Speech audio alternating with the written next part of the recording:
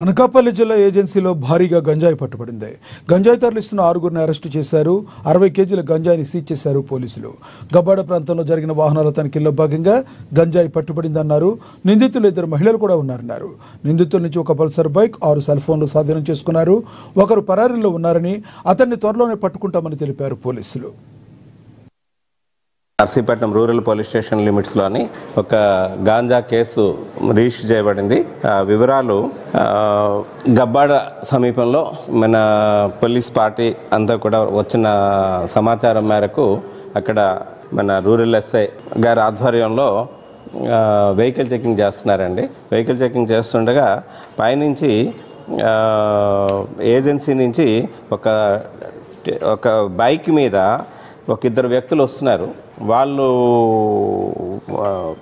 అది టీవీ, ఇప్పుడు మీరు చూస్తున్నారు కదా, ఈ టీవీ తాలూకా ప్యాక్స్ తోటి గాంజా తీసుకొని వస్తున్నారనమాట.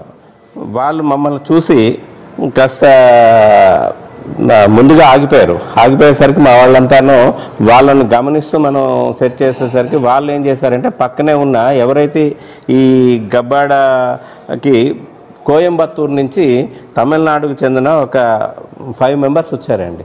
2 లేడీసు, 3 కుర్రోళ్ళు, జెంట్స్. వీళ్ళు దగ్గరికి వెళ్ళి సరుకుని వాళ్ళకి ఇవ్వడానికి అని చెప్పేసి ప్లాన్ చేస్తున్నారు. వాళ్ళందరూ కూడా సరుకు తీసుకుంటుండగా మన వాళ్ళు రైడ్ చేసి పట్టుకునేటప్పుడు వాళ్ళని క్వశ్చన్ చేస్తే ఎవరైతే సతీష్ అని చెప్పి బైక్ మీద ఉన్న ఆయన క్వశ్చన్ చేశాము. ఆ బైక్ మీద వచ్చిన ఒక ఆయన మటుకు పరారైపోయాడు. వీళ్ళని క్వశ్చన్ చేస్తే ఈ రాళ్ళగడ్డ అని చెప్పి చిత్రకొండ లిమిట్స్లో ఉంది, అక్కడి నుంచి ఈ గాంజా తీసుకొని జీమాడుగుల లిమిట్స్లోకి వచ్చి జీమాడుగుల నుంచి ఈ విధంగా ప్యాక్ చేసుకొని